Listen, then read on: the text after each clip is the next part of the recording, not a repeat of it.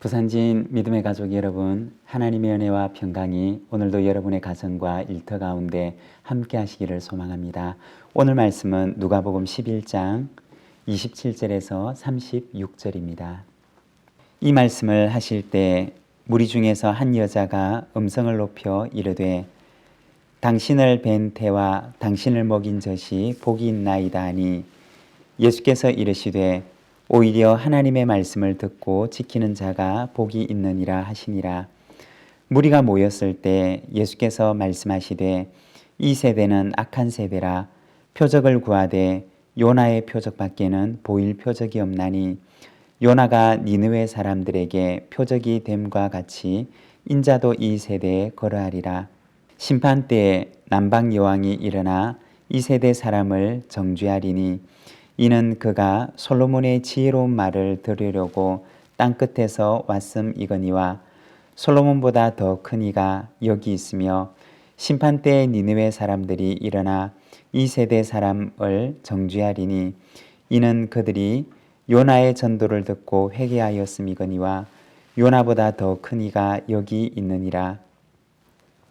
누구든지 등불을 켜서 움속에나 말 아래 두지 아니하고 등경 위에 두나니 이는 들어가는 자로 그 빛을 보게 하려 함이라.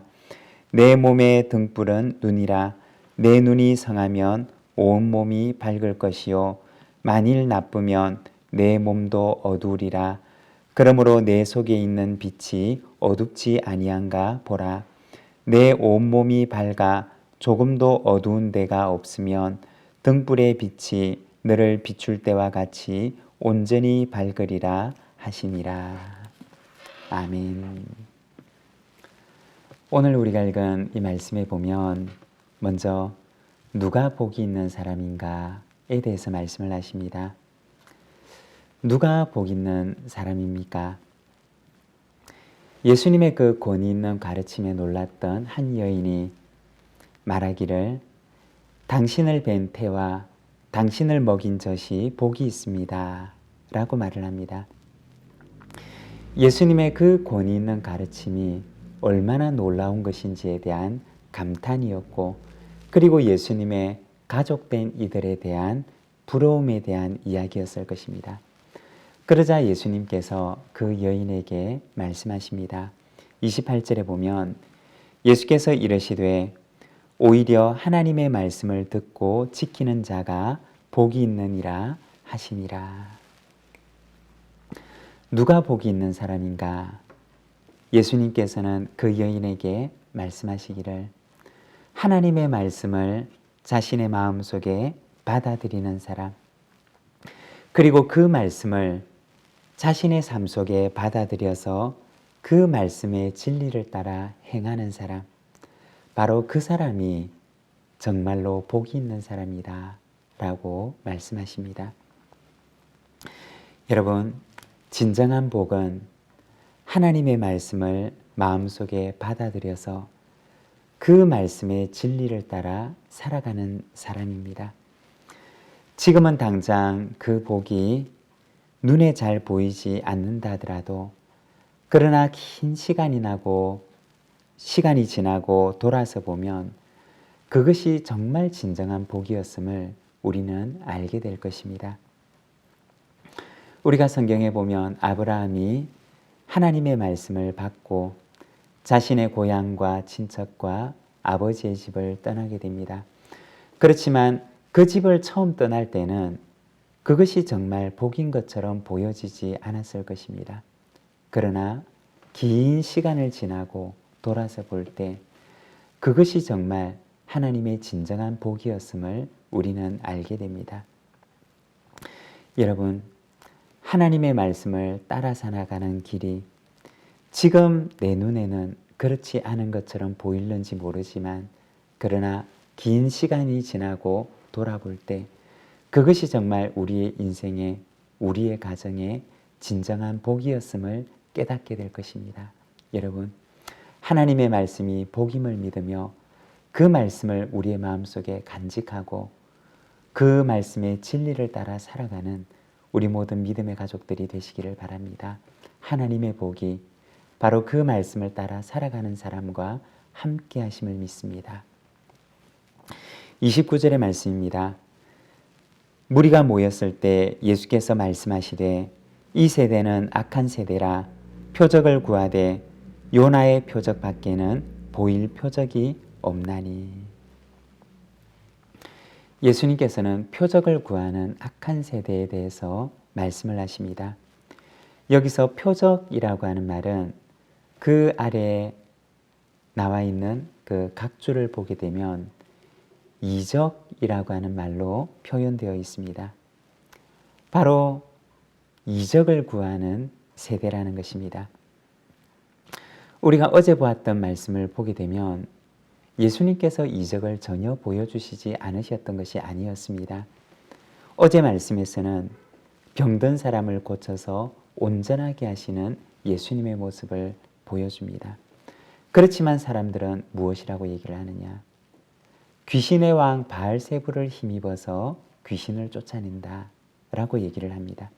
그러면서 예수님을 향하여서 당신이 하나님께로부터 온 사람이라면 하늘로부터 오는 특별한 기적을 보여달라라고 얘기를 합니다. 여러분, 우리가 생각을 해보면 만일에 예수님께서 정말 이 사람들에게 하늘로부터 오는 기적을, 정말 특별하고 놀라운 기적을 그들에게 보여주었다면 그들은 그때부터 예수님을 믿게 되었을까요? 우리가 성경을 보게 되면 이스라엘 백성들은 광야에서 40년을 지내면서 수많은 이적을 보았던 사람이었습니다. 그들은 40년 동안 광야에서 만나를 먹었고, 그리고 고기를 요구할 때 하나님께서는 그 광야에서 그들에게 메추라기를 주어 먹게 하셨습니다. 그리고 그들이 물을 요구하자 하나님께서는 바위에서 물이 나게 하셔서 그들을 먹이십니다. 그렇지만 그 수많은 기적들이 그들에게 믿음을 주었느냐? 그렇지 않았다는 것입니다. 그들은 하나의 필요가 채워지면 또 다른 기적을 요구했습니다. 그렇게 수많은 기적들로 그 광야의 세월이 채워졌지만 그러나 그것이 그들의 믿음으로 이어졌던 것은 아니었습니다. 믿음이란 무엇이냐? 히브리서 11장 1절의 말씀을 보면 믿음은 바라는 것들의 실상이요 보이지 않는 것들의 증거니 라고 하십니다. 여러분, 믿음은 보이지 않는 것을 보는 것이고, 그리고 실현되지 않은 것을 마치 실현된 것처럼 나의 마음속에 받아들이는 것입니다. 표적을 구하는 그들에게 예수님께서는 악한 세대가 표적을 구한다 라고 말씀하십니다. 여러분, 우리가 살아갈 때도 그럴 때가 있습니다. 당장 눈에 보이지 않고 눈에 보이는 변화를 우리가 간절히 요구할 때가 있습니다. 그렇지만 믿음이라고 하는 것은 지금 내 눈에 보이지는 않지만 그러나 그것을 보는 것처럼 받아들이는 것입니다. 지금 당장 내 앞에 실현되지 않았지만 그러나 그것이 실현된 것처럼 우리가 믿음으로 받아들이는 것, 그것이 바로 믿음입니다. 여러분, 우리에게 표적을 구하는 그러한 삶이 아니라 보이지 않는 것도 마치 보는 것처럼 받아들이는 믿음이 우리 속에 있기를 소망합니다. 34절과 35절의 말씀입니다. 내 몸의 등불은 눈이라. 내 눈이 성하면 온몸이 밝을 것이요 만일 나쁘면 내 몸도 어두우리라. 그러므로 내 속에 있는 빛이 어둡지 아니한가 보라. 예수님께서는 표적을 구하는 세대를 향하여서 말씀하십니다. 눈이 바로 온몸을 밝히는 등불이라고 말씀하십니다. 눈이라고 하는 우리의 인체의 기관은 빛을 받아들이는 기관입니다. 그런데 그 눈이 빛을 받아들이지 못하게 되면 어떻게 되느냐? 아무리 손이 성하고 다리가 성해도 온 몸은 자기 역할을 제대로 할 수가 없는 것입니다. 손이 힘이 있고 건강하지만 그러나 그 손이 눈이 빛을 받아들이지 않으면 그 손은 자유롭게 일할 수가 없습니다. 다리가 건강하지만 그러나 눈이 빛을 받아들이지 않으면 다리는 내가 원하는 대로 마음껏 자유롭게 달릴 수가 없습니다. 왜냐하면 빛을 받아들여야 하는 눈이 자신의 역할을 감당하지 못하면 온 몸이 빛을 잃은 몸과 같이 되기 때문입니다. 마치 눈이 어두워서 빛을 받아들이지 않는 것처럼 우리의 마음이 복음을 거절하고 인생의 주인이 되시는 하나님을 거절한다면 우리의 인생은 마치 빛을 잃은 사람처럼 온전하고 바른 길을 걸어갈 수가 없는 것입니다. 왜냐하면 빛이 되시는 하나님의 말씀을 거절하고 받아들이지 않기 때문입니다. 예수님을 거절하는 사람들에게 예수님께서는 말씀하시기를 내 속에 있는 빛이 어둡지 아니한가 보라고 말씀하십니다. 언젠가 그 촛불을 끄는 작은 도구를 본 적이 있습니다. 긴 손잡이가 달려있고 그 끝에는 마치 스푼처럼 혹은 작은 종지처럼 되어 있는데 이것을 가지고 촛불을 덮게 되면 그 초에 있는 불이 금세 꺼지게 되는 것을 보았습니다. 작은 종지가 작은 스푼 같은 것이 촛불을 덮게 되면 그 불이 빛을 잃게 되는 것처럼 하나님을 향해서 그리고 말씀을 향해서 우리의 마음의 눈을 닫아버리게 되면 말씀의 빛이 우리의 마음 속에 들어올 수가 없는 것입니다. 말씀의 빛이 그 사람 속에서 빛을 잃게 되는 것입니다. 사랑하는 여러분, 우리가 매일같이 만나는 이 하루를 우리가 하나님을 향하여서 마음의 눈을 활짝 열고 주님, 오늘도 우리에게 말씀하여 주시옵소서. 오늘도 우리의 마음 속에 하나님의 말씀의 빛을 비추어 주시옵소서. 그리고 주님께서 비추어 주시는 그 말씀의 빛을 따라 행하는 이 하루가 되게 하여 주시옵소서 라고 하는 이 기도의 제목을 가지고 오늘도 이 하루길을 걸어가는 우리 모든 믿음의 가족들이 되시기를 바랍니다. 주님의 말씀에 빛이 비추는 그 빛을 따라 걸어가면 그 길 끝에는 하나님께서 예비하신 은혜와 복이 있음을 믿습니다. 기도하겠습니다. 사랑의 하나님 아버지, 은혜를 감사드립니다.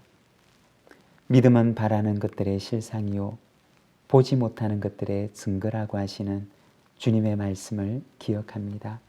사랑하는 하나님 아버지, 이적을 요구하는 악한 세대가 아니라 우리가 이 땅 가운데 살아가면서 보이지 않는 것을 마치 보는 것처럼 믿음의 눈으로 바라보며 믿음의 경주를 감당하는 저희들의 삶이 되도록 인도하여 주시기를 원합니다. 주님, 주님의 말씀에 빛을 향하여 우리의 마음을 열기를 원합니다. 주님의 빛을 비추어 주셔서 오늘도 주님께서 비추어 주시는 그 빛을 따라 행하는 저희들의 이 하루가 되게 하여 주시옵소서. 아버지 하나님, 오늘도 우리의 일터에서 우리의 가정에서 하나님께서 은혜 주셔서 어떻게 예수님처럼 행해야 하는지 알게 하시고 우리에게 행할 수 있는 힘을 주셔서 이 하루도 하나님께서 허락하시는 선한 힘과 선한 능력을 가지고 행하는 이 하루가 되게 하여 주시옵소서. 우리 구주 예수 그리스도의 이름으로 기도드립니다. 아멘.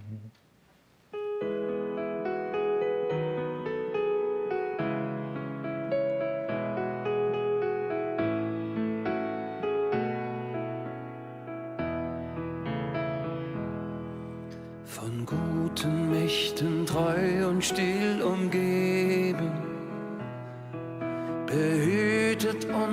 tröstet wunderbar.